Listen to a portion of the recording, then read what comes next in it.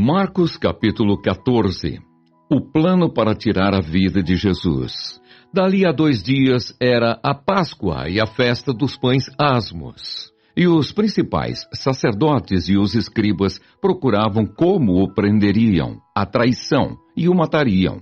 Pois diziam, não durante a festa, para que não haja tumulto entre o povo. Jesus ungido em Betânia.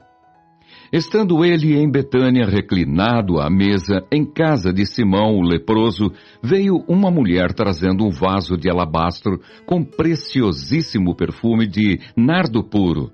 E quebrando o alabastro, derramou o bálsamo sobre a cabeça de Jesus. Indignaram-se alguns entre si e diziam, para que este desperdício de bálsamo? Porque este perfume poderia ser vendido por mais de 300 denários e dar-se aos pobres. E murmuravam contra ela. Mas Jesus disse, deixai-a, por que a molestais? Ela praticou boa ação para comigo, porque os pobres sempre os tendes convosco, e quando quiserdes, podeis fazer-lhes bem, mas a mim nem sempre me tendes. Ela fez o que pôde, antecipou-se a ungir-me para a sepultura.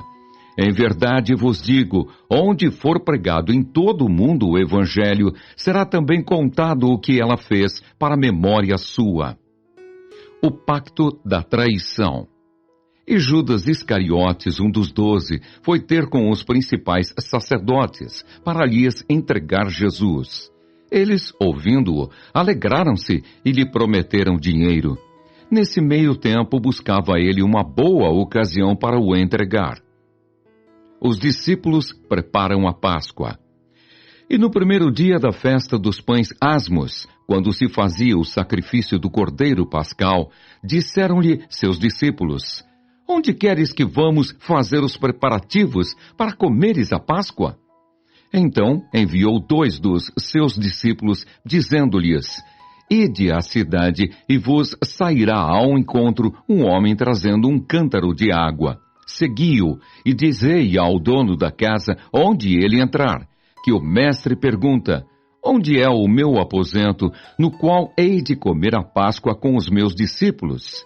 E ele vos mostrará um espaçoso cenáculo mobilado e pronto. Ali fazei os preparativos. Saíram, pois, os discípulos, foram à cidade e, achando tudo como Jesus lhes tinha dito, prepararam a Páscoa. O traidor é indicado. Ao cair da tarde foi com os 12. Quando estavam à mesa e comiam, disse Jesus, em verdade vos digo que um dentre vós, o que come comigo, me trairá. E eles começaram a entristecer-se e a dizer-lhe, um após outro, porventura sou eu?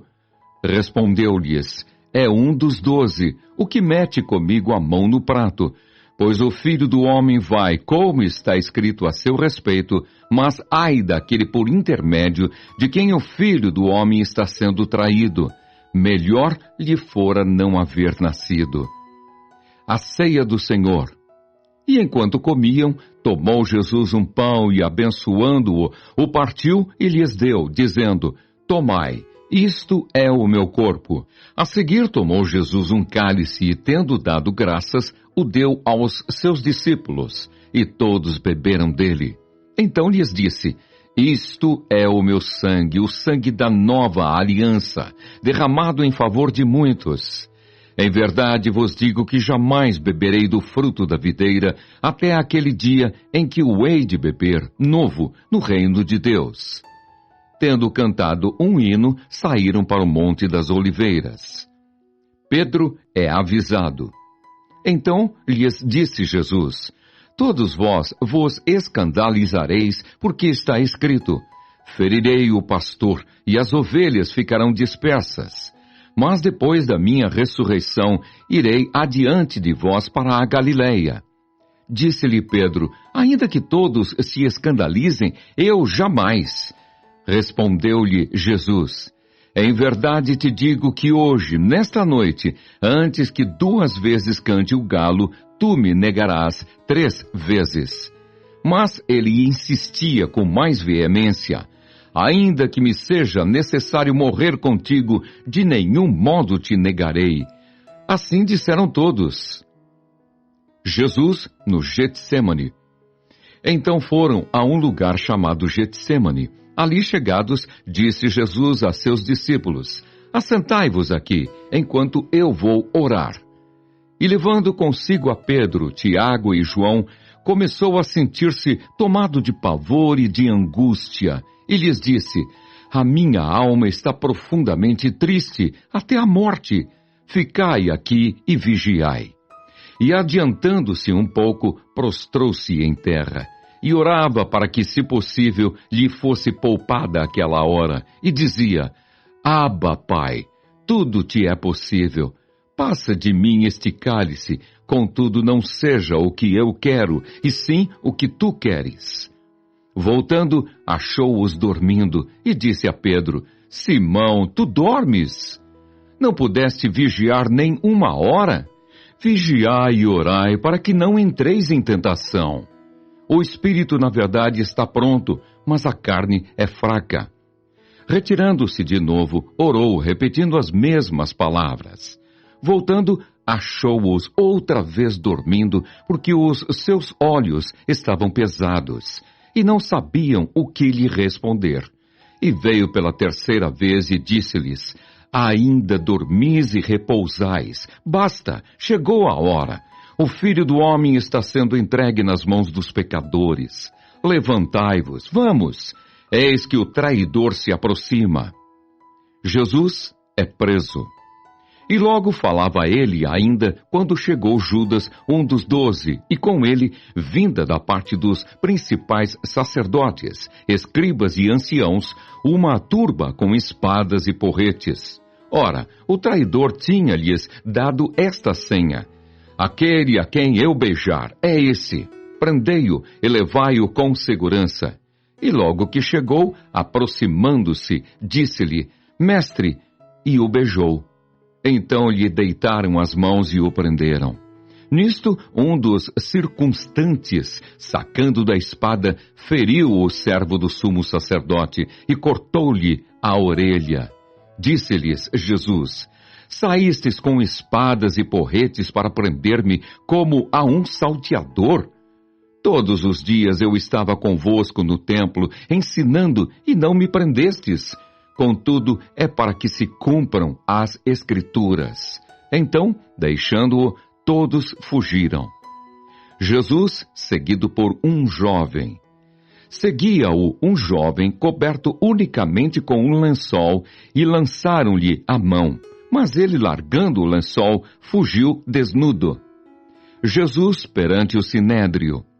E levaram Jesus ao sumo sacerdote, e reuniram-se todos os principais sacerdotes, os anciãos e os escribas.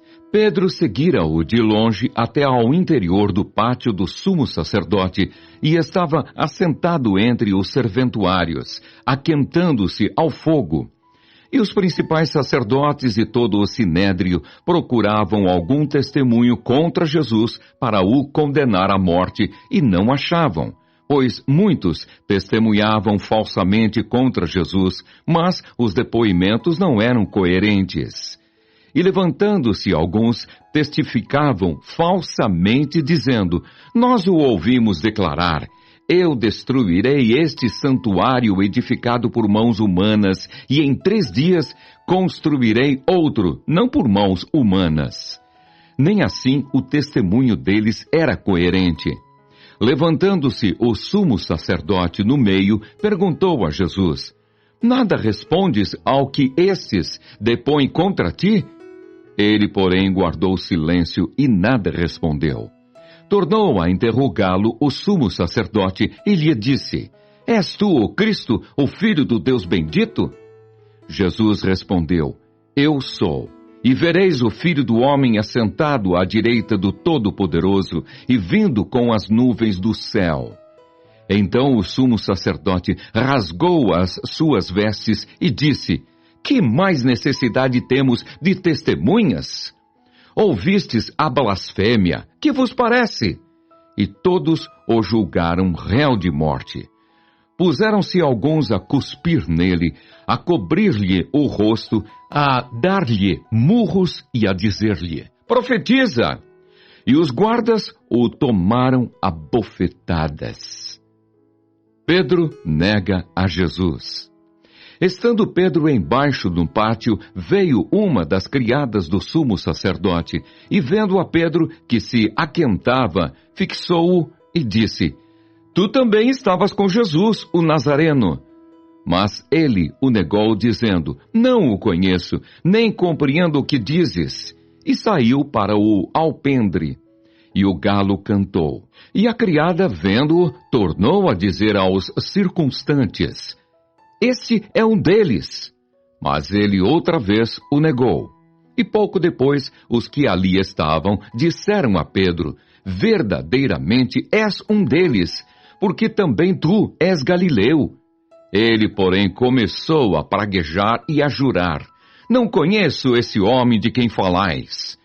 E logo cantou o galo pela segunda vez. Então Pedro se lembrou da palavra que Jesus lhe dissera: antes que 2 vezes cante o galo, tu me negarás 3 vezes. E caindo em si, desatou a chorar.